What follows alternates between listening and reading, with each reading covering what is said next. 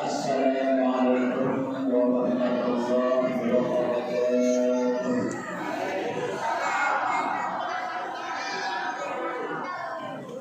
Bismillah. Alhamdulillah. Wassalatu wassalamu ala Rasulillah Sayyidina Muhammad bin Abdullah.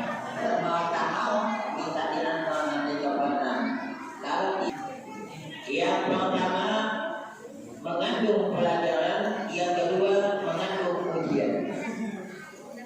Banyak peristiwa yang Allah perlihatkan kepada kita Rasul, baik itu yang menyenangkan maupun yang menyusahkan, tidak lain adalah sebagai pelajaran khususnya untuk kita.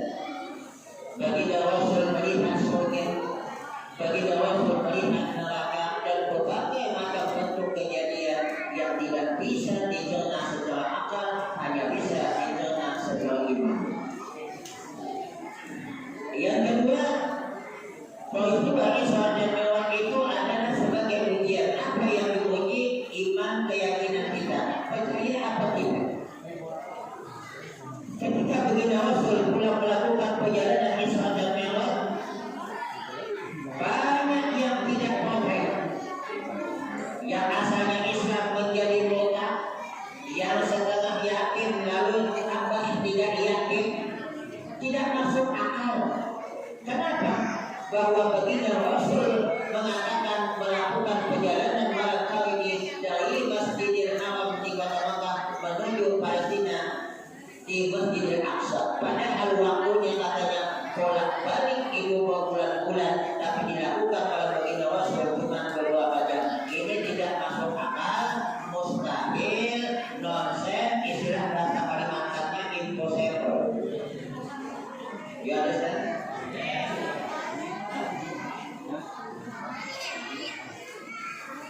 Maka ada seorang laki-laki menghadap kepada Rasul, ya Rasul, ya. Katanya akan mengatakan bahwa tadi melakukan perjalanan dari kota Makkah menuju ke Masjidil Aqsa, kemudian dilanjutkan ke langit seluruhnya kemana ke atas. Betul tak? Ya. Kalau begitu wahai Rasulullah, angkat kakimu. Nabi angkat kaki sebelah. Angkat lagi sebelah wahai Rasul. Kata Nabi, kalau gua angkat jatuh. Apa jawaban laki-laki ini?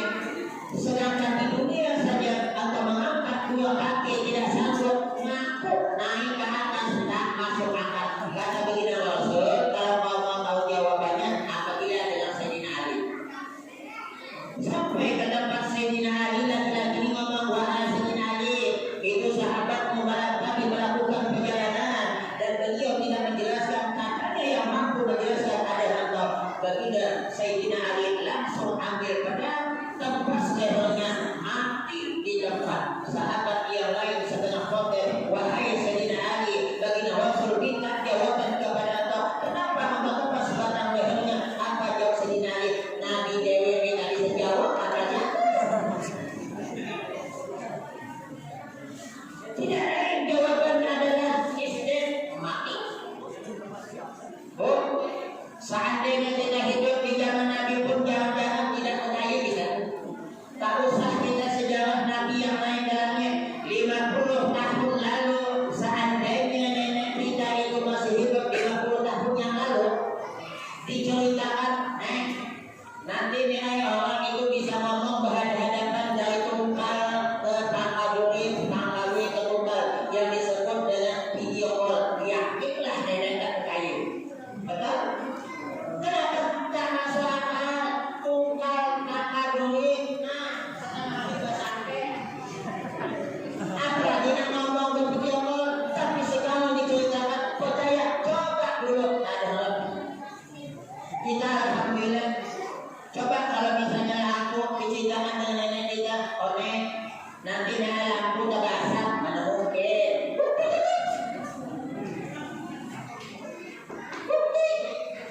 Kita ini masak tak pakai lagi gas, kadang-kadang masak tak pakai alat, masak tak pakai apa lagi, tak pakai kayu. Ini kejadian saya waktu di Tunggal. Saya waktu itu ingat di tempat adik saya di usia waktu itu saya masih MPA.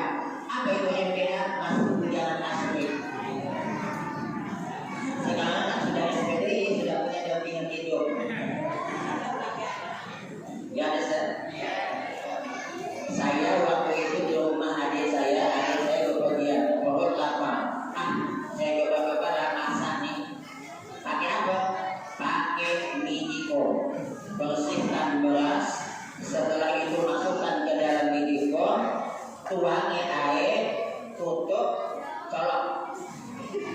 15 menit kemudian begitu saya buka Medicom, beras tetap beras, tak jadi nasi.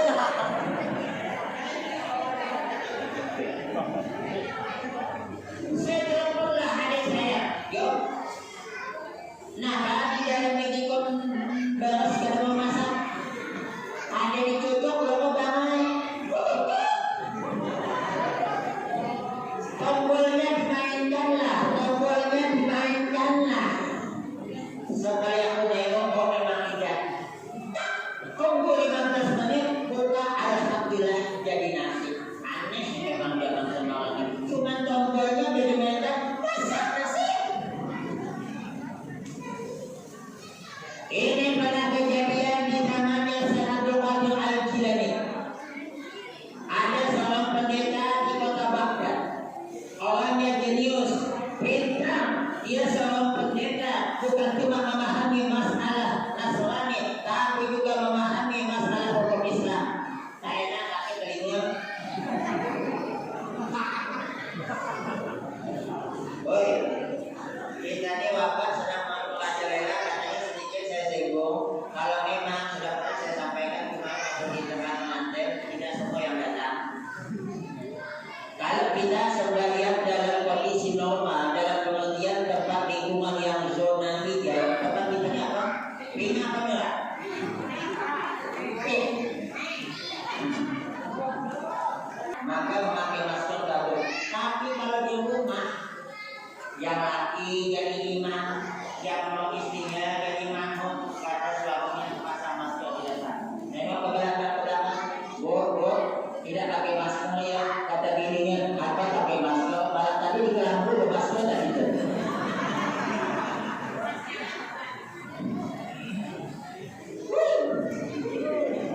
Sembahyang pakai masker di kondisi yang aman, makruh. Tapi kalau memang merajalela, wajar dan pantas. Begini makruh, begini batal.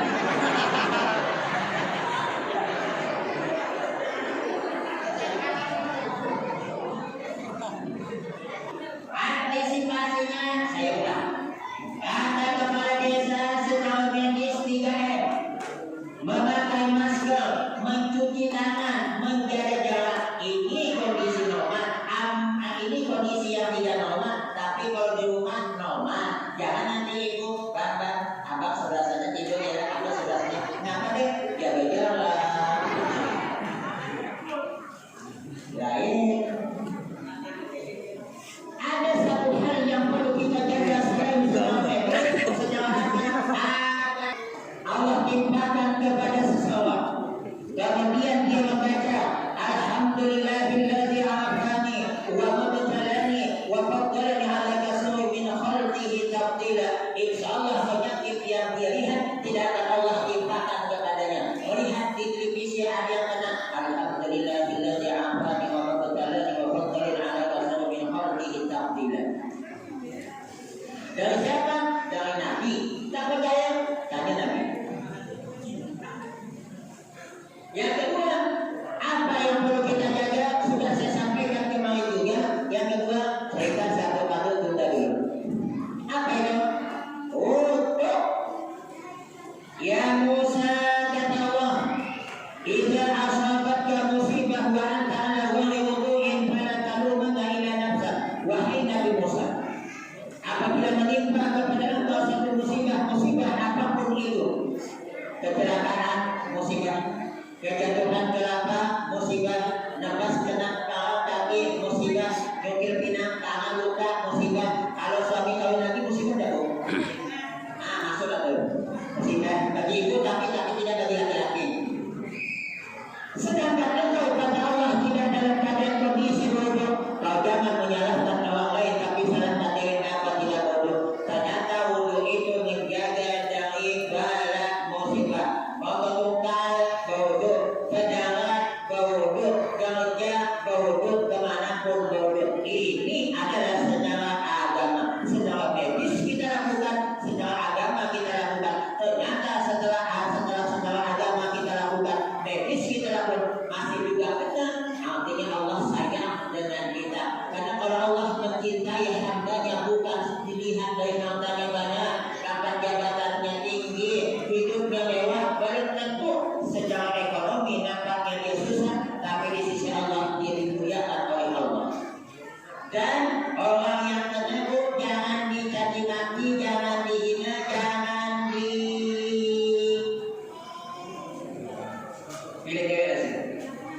asal dia orang Islam mati memang betul-betul menang mati syahid. Iya.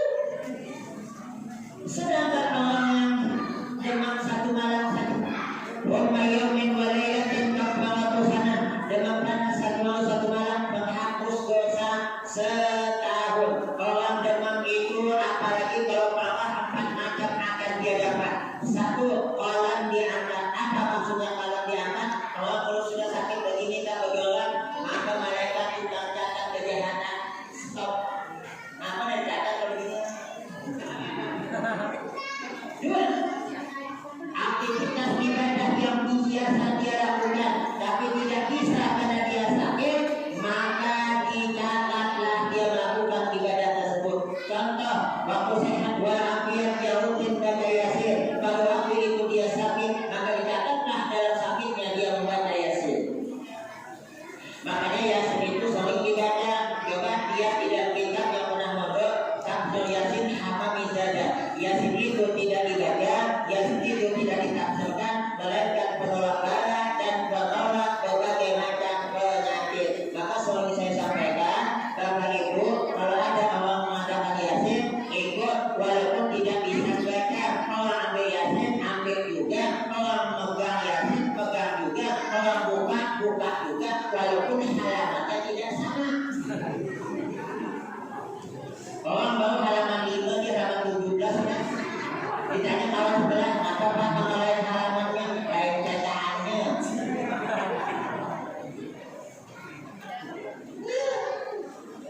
Nah, ini anak-anak yasin di malam Jumat. Mudah-mudahan orangnya. Amin. Tidak. Yasin penolak berkah. Mudah-mudahan malam Jumat yasinan di sini, ibu-ibu yasinan, kemis yasinan, itu penolak bala minimal. Kalau memang turun bala juga, bukan cuma masalah agama dia ketahui, agama Islam pun dia tahu, isi Quran dia tahu pendetanya, cerdas otaknya. Tapi dia tidak mau masuk Islam. Satu hal di mana menghalangi dia, apa itu? Peristiwa Islam dan Mi'raj, itulah maka dia tak mau masuk Islam. Khalifah di zaman itu memanggil beberapa ulama. Wahai para ulama, coba engkau jelaskan kepada pendeta ini supaya dia bisa percaya peristiwa Isra dan Mi'raj. Satu pun ditolak oleh pendeta. Akhirnya Khalifah di zaman itu memanggil Abu Ali Al-Jilani. Saya mengharapkan engkau datang ke istana saya. Saya akan panggil bukan cuma engkau tapi pendeta. Bagaimana caranya engkau supaya bisa mengislamkan pendeta ini? Sebab kalau pendeta ini masuk Islam, insya Allah itu pengikutnya akan masuk Islam. Karena orang ini cerdas, luar biasa, jadi panutan dari kelompoknya. Kalau pendeta masuk Islam, insya Allah kalian juga masuk Islam. Akhirnya kan menjadi bulan Syekh Abdul Qadir Al-Jilani. Pada waktu sore Syekh Abdul Qadir Al-Jilani datang ke tempat pendeta. Waktu itu pendeta dengan si raja sedang main catur. Sedikit saya singgung main caturnya. Untuk kita mazhab Syafi'i, kalau mazhab Syafi'i main catur itu selama tidak ada judi, selama tidak meninggalkan sembahyang, hukumnya makruh. Tapi Imam Malik, Imam Ahmad bin Hanbal, Imam Abu Hanifah mutlak haram. Tapi Imam Syafi'i lemah. Imam yang tidak keras, pilih yang lemah apa pilih yang keras? Jangan jawab iya tanya.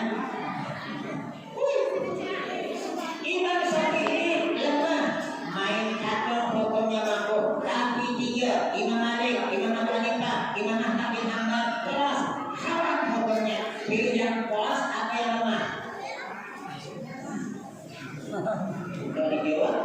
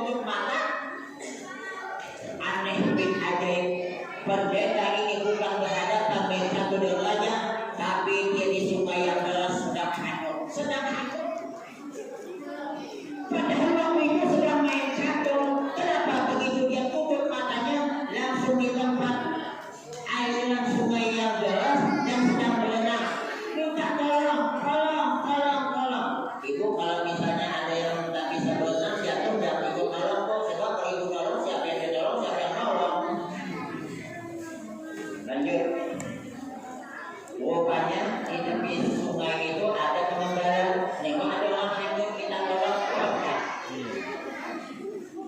Begitu lengkap, bawa dia hanyut naik ke atas. Aneh yang kedua muncul.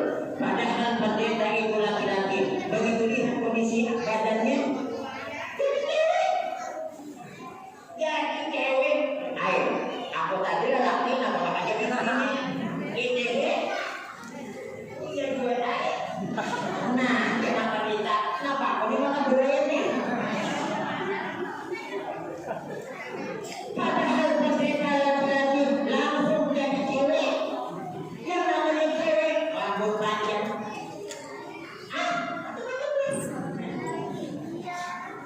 Ditanya oleh si pengembara yang menolong hanyut. Gadis, ada si cewek berdua. Kau dari mana? Dari Baghdad. Baghdad. Padahal Baghdad itu dari sini nih ya, itu beberapa bulan kalau sampai mungkin dari Indonesia ke Baghdad kalau sampai 2 bulan. Tak bisa balik, akhirnya dibawa balik lah. Atau apa cewek tadi yang pendeta menjadi cewek tadi ini ke rumahnya pengembara. Oleh anak cewek dinikahi oleh pengembara. Apa yang terjadi dalam pernikahan? Punya anak 3. Padahal cuma ngangkat 1, 3 anak. Apalagi kalau selesai. Begitu ngangkat ini belum lagi bertahan tapi sudah 3 anak. Terus ada yang lain. Begitu mau ya. 3 anak kemudian pada suatu hari pendeta ini pergi ke sungai Minci. Makanya bapak-bapak tolong nih bantu istrinya. Saya selalu mengingat kata-kata almarhum Ustaz Abdul Qadir. Kata beliau untuk bahagia dalam rumah tangga at-ta'awun saling tolong menolong. Saya pakaikan kata beliau. Apalagi kalau anak baru lahir, siapa yang ngurusin? Saya. Anak pertama hari lahir hari ayam kuning. Ini yang ketiga tadi lahir anak saya nyuci muntah. Yang kedua tidak lagi muntah. Bagaimana caranya? Ingat, ini anak datang dari saya. Alhamdulillah ada muntah lagi. Ini tak pernah lalu bantu istrinya. Uang udah kejalan naik ke membawa anak bata kampas. Jangan diginiin. Pernah ada juga di dia kita lihat gambaran kita ya. Karena ada suaminya bantu ibu nanamnya dipakai. Bantu. Mas pergi ke tepi sungai, nyuci. Kenapa terpeleset? Jatuh. Sekali jatuh, hanyut. Bukan mata.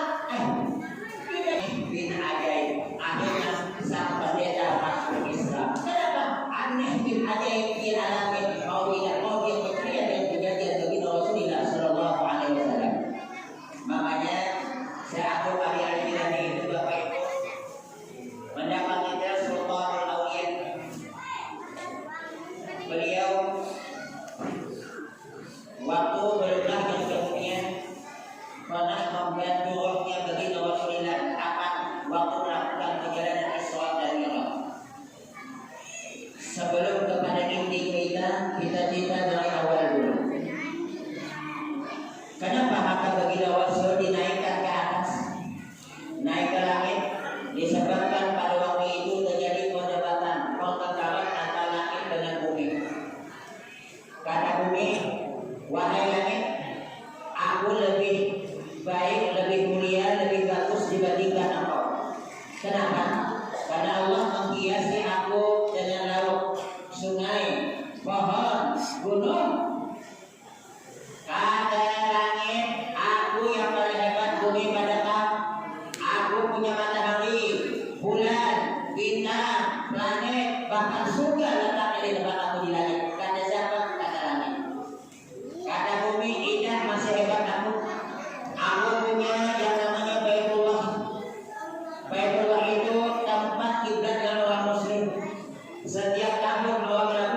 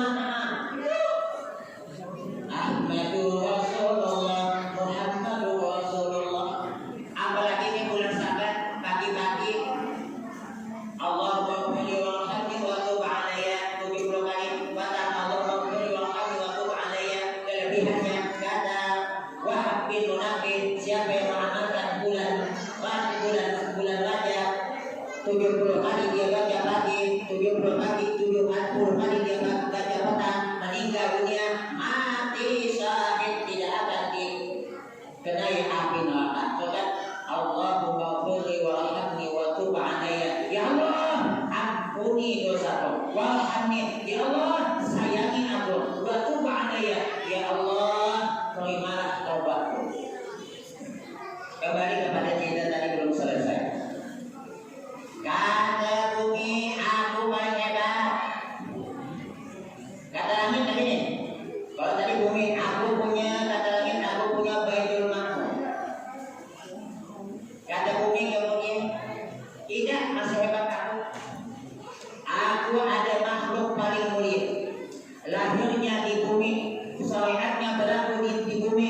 Dia adalah makhluk paling mulia, pimpinan para nabi dan rasul, yaitu Nabi Muhammad sallallahu alaihi wasallam. Mendengar perkataan bumi, langit tak bisa menjawab. Sebab kenapa? Nabi Muhammad yang diagungkan. Maka tidak ada makhluk yang paling mulia setelah Nabi Muhammad. Malaikat kalah. Artinya apa?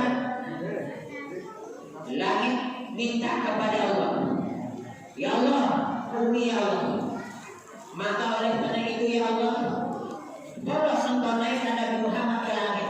Jangan cuma bumi dia bermegah-megah dengan Nabi Muhammad, aku pun juga bisa bermegah-megah karena ia pernah meja aku. Akhirnya Allah kabulkan keinginan langit supaya Nabi Muhammad bisa pernah naik ke langit. Akhirnya apa? Kata Allah kepada malaikat Israel, wahai malaikat Israel, malam ini jangan ada manusia yang kau cabut, stok bagian cabut mencabut.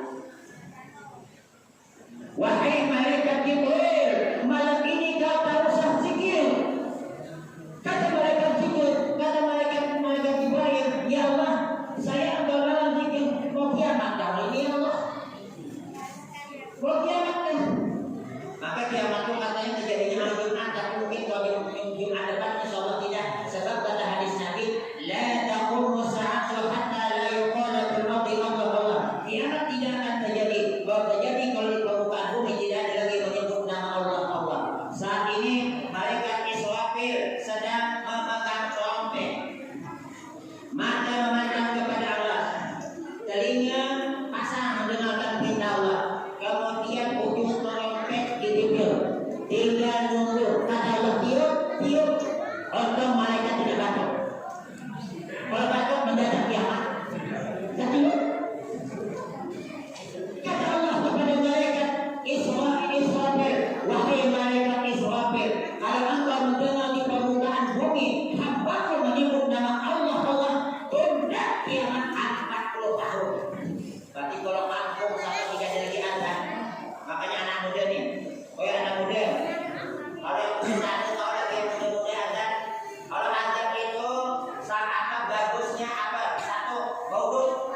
Ini dah belum azan buduk, sudah azan sudah bau buduk. Ada. Orang berazan dalam keadaan buduk, kemudian disunatkan telunjuk masuk telinga siapa Pak yang telinga dewe.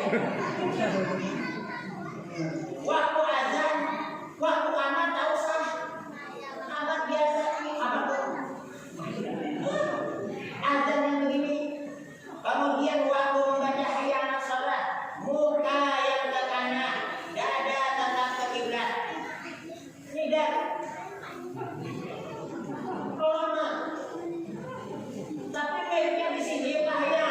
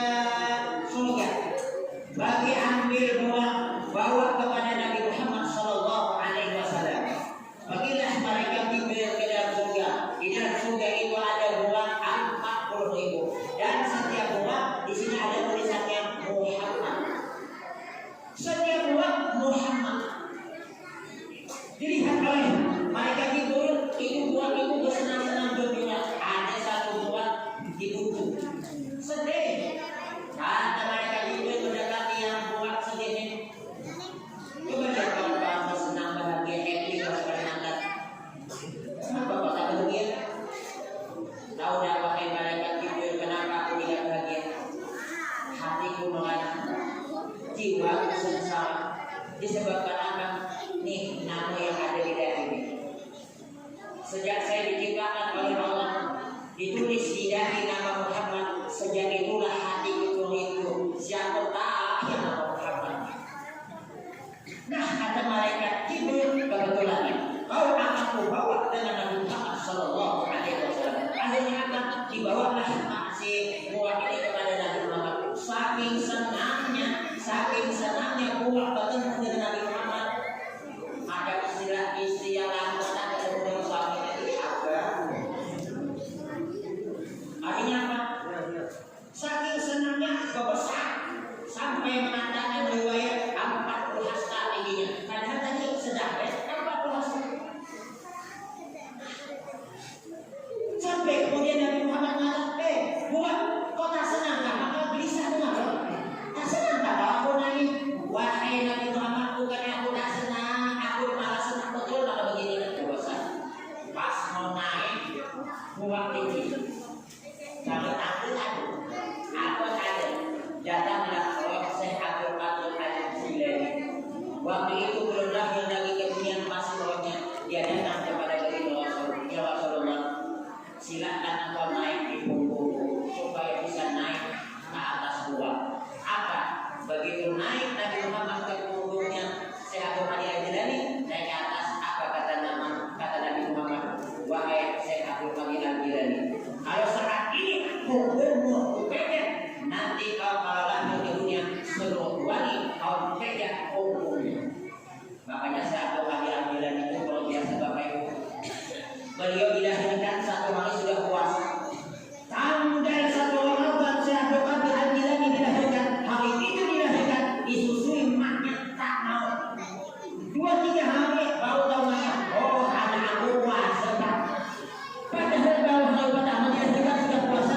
Saya tidak heran kalau Syekh Abdul Qadir Al-Jilani 1 hari sudah puasa. Kenapa? Kalau wali yang saya heran ada di kampung kita bayi usianya 57 tahun tak pernah puasa.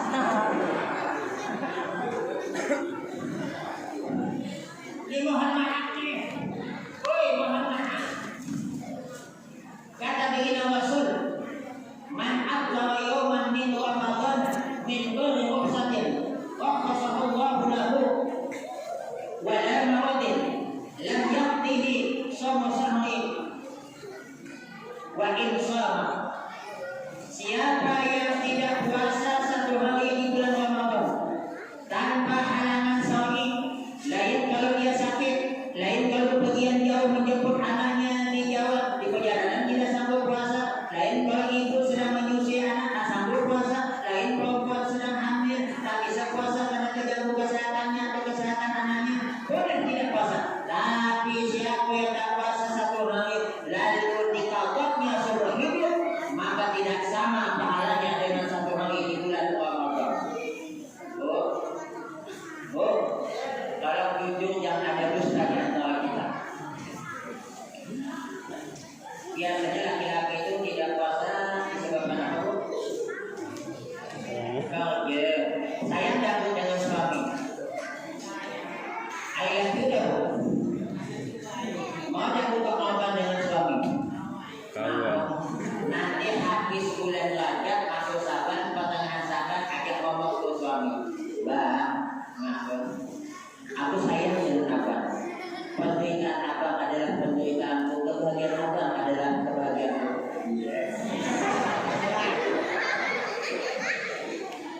Apa maksud kami? Puasa kami nanti. Aku tuh juga tak mau puasa deh. Kalau aku puasa, apa yang tak mau makan? Kalau tidak bulan puasa nyaman naik, ikan kawin masih nyaman. Bulan puasa ikan kawin tak malah apa bedanya kalau satu ke jalan? Tidak kan abang puasa kalau bapaknya juga setengah hari jadi datang jam 11 jam 12. Kemuliaannya karena aku bilang dengan abang tadi, kebahagiaan abang adalah kebahagiaanku, penderitaan abang adalah penderitaanku. Aku mau berkorban untuk pihak kebahagiaan abang. Rupanya gelang yang 3 mayang, jual bang persediaan untuk bulan puasa. Sanggup? Takut kan? Takut.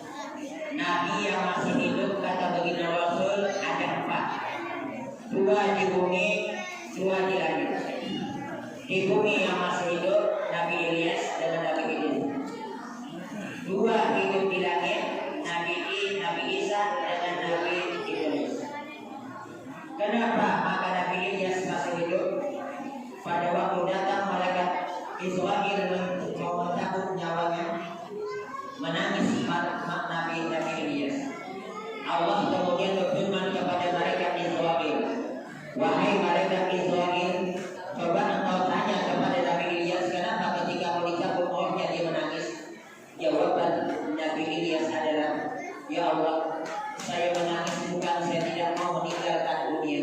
Saya menangis bukan karena saya tidak mau berpisah dengan dunia.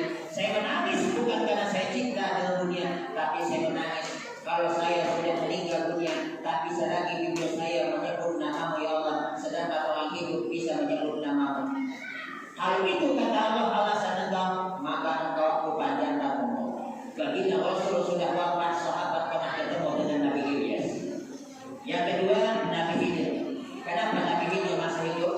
Pada di zaman Nabi Nuh, beliau itulah namanya. Ternyata tidak ada lain adalah pada beliau pada menantu minum ma'ul hayat ayu kehidupan. Ada perkataan daripada wali, maka wali ini kan lain luar biasa. Kata wali, man awafa ismahu wasma abihi wa kunyatahu wa laqbahu mata ala Islam. Siapa yang mengetahui nama Nabi Khidir, nama bapaknya, nama kunyahnya, nama laqabnya, insya Allah mati dalam keadaan Islam, mati dalam keadaan beragama Islam. Siapa nama Nabi Khidir? Balia. Siapa nama bapaknya? Malkan. Apa kunyahnya? Abul Abbas. Siapa namanya? Khidir atau Fadil. Nih, makanya adik-adik, kalau sudah selesai Jumat jangan tidak dibaca. Ila studi tudausi anda wa aku ala nabi yaqini fa habli tawbatan wa bil dunubi fa innaka ghafurur rahim. Kata Syekh Imam As-Sawani, siapa yang membaca ini 5 kali selesai sholat Jumat, insya Allah tidak dilakukan, dia mati dalam keadaan mati beragama Islam. Nih, jadi wirid itu penting. Allahumma anta salam wa minka salam wa ilaika salam. Tidak Allahumma anta salam lantas jalan. Ada wirid. Ini yang mengatakan adalah wali, maka wali itu luar biasa. Penutup daripada pembicaraan kita, saya akan ambil kisah cerita, yaitu Syekh Abdul Qadir Al-Jilani bisa memindahkan kejadian di alam nyata ke alam mimpi. Pernah ada seorang pedagang yang bernama Abdul Muzaffar. Abdul Muzaffar ini menghadap kepada gurunya Syekh Abdul Qadir Al-Jilani yang bernama Habib Ad-Dabas. Wahai Syekh, kata Abdul Muzaffar, dalam mingguan ini ada yang mau membawa barang dagangan dari kota Baghdad ini kemana? Ke sana, ke Yaman sana. Lalu kami minta wejangan kepada engkau wahai Syekh, nasihat dari engkau, kami mau pergi berdagang. Waktu itu Abdul Muzaffar sudah membeli barang dagangan 700 dinar. Jawaban Syekh Ahmad Ad-Dabas, wahai Abdul Muzaffar, bulan ini, mingguan ini kau tak usah pergi berdagang. Kalau kau pergi berdagang juga, maka kamu habis bulan pun engkau dibunuh, kawan-kawan kamu pun akan mati terbunuh. Maka sedihnya Abu Muzaffar. Kenapa sedih? Barang dagangan sudah terbeli, maka mau tidak mau ini mesti laku. Kalau tidak banyak yang busuk kalau bahasa kita. Di dalam jalan ketika keluar dari rumah Ahmad Ad-Dabas, ketemu dengan Syekh Abdul Qadir Al-Jilani. Kata Syekh Abdul Qadir Al-Jilani, wahai Abu Muzaffar, saya lihat wajahmu nampak dalam kondisi tidak senang, tidak bahagia, susah, apa hal? Menjawab Abu Muzaffar, wahai Syekh, saya punya rencana mau berdagang ke Yaman. Saya sudah beli barang dagangan seharga 700 dinar. Saya minta kepada tuan-tuan Ahmad Ad-Dabas guru engkau, minta pendapat bagaimana tentang kepergian kami. Beliau mengatakan tidak usah. Kalau kami pergi, kami dibunuh, maka diambil. Kata Syekh Abdul Qadir Al-Jilani, kau tidak usah memikirkan pernyataan guru saya. Pergilah kau. Pergi. Guru dengan murid beda. Pergilah Abu Muzaffar mengikuti Syekh Abdul Qadir Al-Jilani. Sampai di sana balik untung 300 menjadi 700 itu 700 menjadi 1000 dinar. Karena ada keperluan, duit disimpan dulu karena mau pergi kemana-mana ini. Lalu begitu dalam tidurnya itu Abu Muzaffar bermimpi. Dia didatangi oleh perampok, habis hartanya, kawannya dibunuh dan dia pun juga disembelih. Dalam mimpi Abu Muzaffar merasakan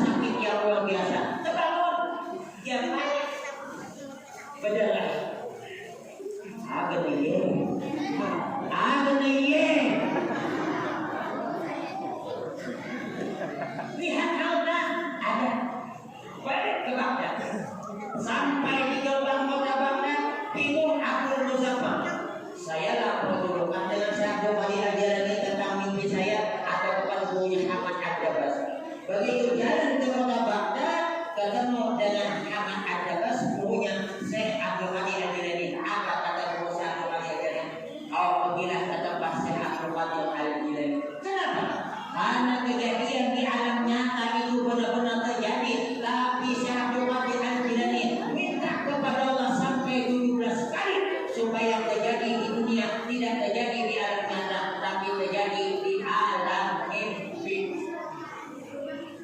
Kejadian di alam nyata dipindahkan ke alam mimpi. Inilah Syekh Abdul Qadir Al-Jilani. Mudah-mudahan bisa mendapatkan berkah dari beliau. Yursalullahu ma'amat ahabba ilaihi wa ilam ya'mal bi amali. Seseorang itu akan nanti dihadap pada masa dengan orang yang dia cintai, sekalipun amalnya tidak sama dengan orang yang dia cintai. Maka Bapak Ibu sekarang ini hati-hati mendengar di YouTube. Sekarang ini kan macam-macam YouTube tuh mengatakan Bapak Ibu Nabi Muhammad mati masuk neraka. Itu wahabi, salaf itu hati-hati. Maulid Nabi haram bid'ah, Islam haram bid'ah, tahlilan bid'ah, apalagi talqin bid'ah, baca Yasin malam Jumat bid'ah. Tak ada dalil, bukan tak ada dalil, dia tak ketemu dalil. Di dalam kitab At-Tawrawi juz ketiga halaman 317, man qara'a surata Yasin lailatal Jumu'ati, siapa yang membaca Yasin malam Jumat, asbaha maghfuratan, paginya Allah ampuni. Ini kelebihan Yasin malam Jumat. Jadi walaupun mereka mengatakan bid'ah, jangan jangan ikutin. Ini pernah kejadian bahwa pakai sorban kepala, pakai motor mungkin sudah 1 jam biar pakai sorban, pakai motor tak berhelm, dicegat sama Pak polisi. Pak, stop. Kenapa? Bapak salah. Apa salah saya? Bapak pakai motor tidak pakai helm. Kata yang bersorban tadi Pak polisi. Yang namanya helm itu Pak polisi tidak ada yang menabi bid'ah. Makanya saya tidak mau. Nih yang sunnah nih pakai sorban. Kata Pak polisi, kalau pakai helm bid'ah, kenapa kau pakai motor? Motor tadi dia menabi. Kan sekarang ini saya sedikit bid'ah. Yasinan, apa namanya tiang-tiang, apa yang pesawat atau yang biasa diganti kelompok kan di sini kan banyak. Itu macam bid'ah. Ya Allah. Imam Syafi'i mengatakan bid'ah itu terbagi 2. Bid'ah itu bahasa Arab, bahasa kitanya mengada-ada. Apa maksudnya?